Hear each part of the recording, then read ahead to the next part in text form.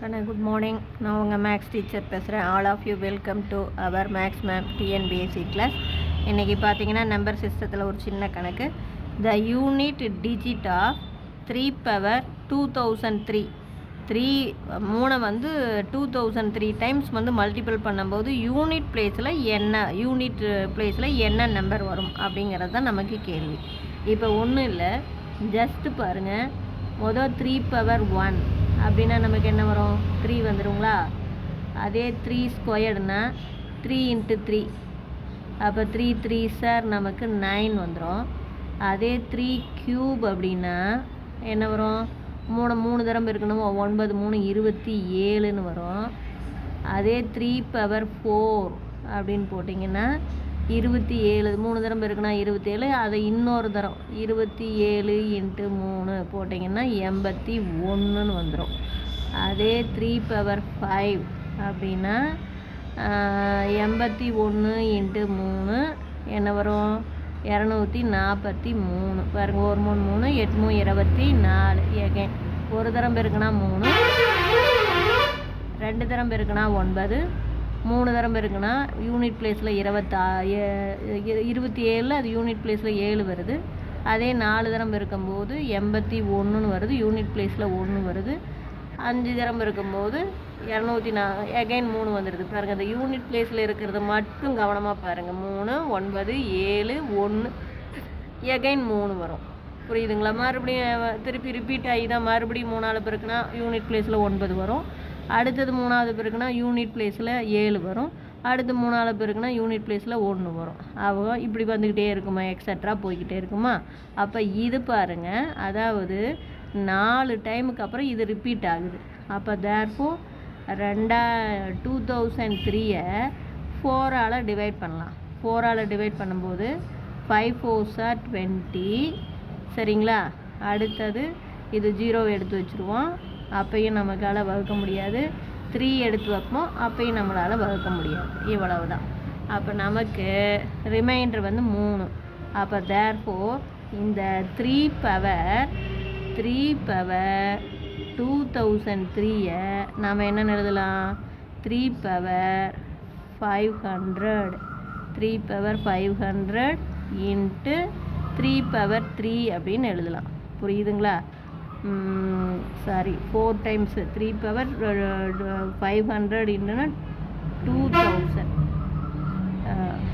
அப்போ இது என்ன அப்படின்னா நமக்கே தெரியும், 2000 இன்ட்டு 3 பவர் இதை பெருக்கி பார்த்துக்குங்க. அவ்வளோதான். இப்போ இதுதான் நமக்கு மெயின்.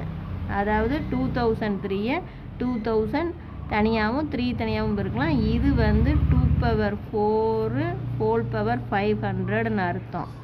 இன்ட்டு இது பார்த்தீங்கன்னா 27, 3 பவர் இது 27. இப்போ இது நமக்கு பிரச்சனை இல்லை கண்ணு.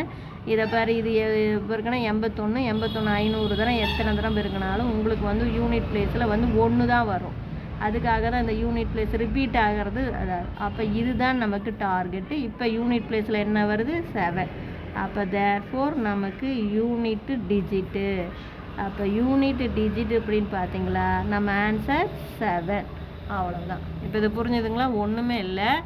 3 பவர் 1னா 3 ஸ்கொயர்டு 2 தரம் இருக்குன்னா 9, 3 தரம் இருக்குன்னா 27, 3 4 தரம் இருக்குன்னா 3 பவர் 4 வந்து 81, 3 பவர் 5 வந்து 243. இப்போ இதில் பார்த்தீங்கன்னா இது வந்து நமக்கு ஒரு ரொட்டேஷன். இதுக்கப்புறம் மறுபடியும் எகைன் 3 இப்படி தான் வரும். அதனால் இந்த பவரை 2003 4ஆல் டிவைட் பண்ணி பார்த்தீங்கன்னா ரிமைண்டர் 3. அப்போ நீ இது போகவே தேவையில்லை, இந்த ரிமைண்டர் 3க்கு போட்டிங்கனாவே போகும். அப்போ 3 × 3 27. அப்போ யூனிட் பிளேஸில் 7. இது உனக்கு புரியறதுக்காக நான் சொன்னேன். அப்போ 3 2003 3 2000 இன்ட்டு 3 3ன்னு போட்டுக்கலாம். இங்கே என்ன ரிமைண்டர் வருதோ அதுதான் நமக்கு யூனிட் பிளேஸ் வரும். இது நீ வந்து 3 இதை பண்ணால் 500 தரம் இது எப்படி பெருக்குனினாலும் இங்கே பாரு 81 வரும். 81 இன்ட்டு 500 500 தரம் போட்டு பெருக்கினாலும் யூனிட் பிளேஸில் இங்கே 1 தான் வரும். இந்த 1 வந்து 27ஆல் பெருக்குமா யூனிட் பிளேஸில் 7 தான் வரும். புரிஞ்சுதுங்களா? அப்புறம் அடுத்த கணக்கு நமக்கு பாருங்கள். அடுத்த கணக்கு பாருங்க. The number 248 - 1 is exactly divisible by two numbers between 60 and 70. 60க்கும் 70க்கும் இடையில ரெண்டு நம்பரால் இது வந்து எக்ஸாக்ட்லி டிவிசிபிள் ஆகுதான். அப்போ ஃபைண்ட் த நம்பர். அப்போ அந்த நம்பரை கண்டுபிடி. இப்போ இது நம்ம ஃபார்முலா தான், இந்த ஃபார்முலா தான் போக போகிறோம். என்ன ஃபார்முலானா ஏ ஸ்கொயர்டு மைனஸ் பி ஸ்கொயர்டு அப்படின்னா அதை எப்படி பிரித்து எழுதுவோம்?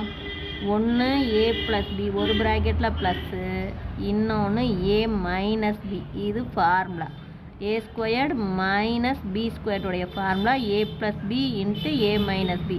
ஒரு ப்ராக்கெட்டில் ப்ளஸில் பிரித்து எழுதுவோம், ஒரு ப்ராக்கெட்டில் மைனஸில் பிரித்து எழுதுவோம். இதே மாதிரி 2 பவர் 48 மைனஸ் 1, 1னா 1 பவர் 48னே நீ போட்டுக்கலாம்.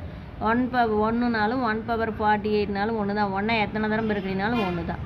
அப்போ இதை ஒன்று என்ன பாருங்கள், 2 இருந்தால் ஒரு அடுக்கு ஒரு அடுக்காக ப்ளஸில் 1 மைனஸில் 1 பிரித்து எழுதுகிறோமா? அப்போ இது 48 அப்படின்னா இது என்ன? 2ன் அடுக்கு இதில் பாதி 24 ப்ளஸ் 1 ஒரு ப்ராக்கெட்டில், இன்னொன்று 2ன் அடுக்கு 24 மைனஸ் 1 இன்னொரு ப்ராக்கெட். எகைன் இதை அப்படியே வச்சுக்கலாம். 2ன் அடுக்கு 24 ப்ளஸ் 1. இதை எகைன் பிரித்து எழுதலாம். அந்த மைனஸ் நடுவாண்ட வந்தால் தானே பிரித்து எழுதணும். இதை 2ன் அடுக்கு இப்போ 12, இது 24ல் பாதி 12 ப்ளஸ் 1 ஒரு ப்ராக்கெட்டில், இன்னொன்று 2ன் அடுக்கு 12 மைனஸ் 1 ஒரு ப்ராக்கெட்டில். எகைன் இதை அப்படியே 2ன் அடுக்கு 24 ப்ளஸ் 1 அப்படியே வச்சுக்கலாம். இதுவும் 2ன் அடுக்கு 12 ப்ளஸ் 1 அப்படியே வச்சுக்கலாம். இதை என்னென்னு எழுதலாம்? 2ன் அடுக்கு 6 ப்ளஸ் 1 இன்ட்டு இங்கே 2ன் அடுக்கு 6 மைனஸ் 1. புரிஞ்சுதுங்களா? இப்போ நம்மளுடைய ஆன்சர் பார்த்தீங்கன்னா பாருங்கள், 60க்கும் 70க்கும் இடையில அப்படிங்கும்போது இது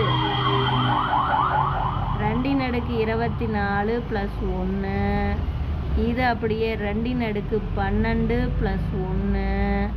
இது என்ன நமக்கு? 2 6 தரம் பெருக்கினீங்கன்னா 2 5 தரம் பெருக்கினாவே 32, 6 தரம் பெருக்கினா 64, 64 1 65 இன்ட்டு இங்கே 64ல் 1 போச்சுன்னா 63. அப்போ நம்மளுடைய ஆன்சர் 64 இன்ட்டு 63, 65 இன்ட்டு 63. இது just A plus B A minus B formula தாங்கன்னு. அப்படியே பாதி அடுக்கு தான். இதை 2ன் அடுக்கு 48, இது 1 அப்படின்னா 1ன் அடுக்கு 48ன்னு எடுத்துக்கலாம். அல்லது 1 உனக்கு புரியறதுக்காக இந்த 48 போட்டேன். அப்போ இதை 2ன் அடுக்கு 24 ப்ளஸ் 1ன்னு எழுதலாம். 2ன் அடுக்கு 24 மைனஸ் 1. எகைன் இந்த ப்ளஸ் இதை டேர்ம் அப்படியே வச்சிங்க. இதை மறுபடியும் 2ஆக பிரித்து எழுதுங்க.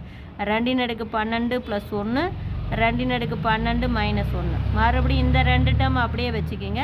இதை 2ஆக பிரித்து எழுதுங்க. இதில் பாதி அடுக்கு. அப்போ 2ன் அடுக்கு 6 ப்ளஸ் 1, 2ன் அடுக்கு 6 மைனஸ் 1. 2 6 தரம் பெருக்குன்னா 64 1 65.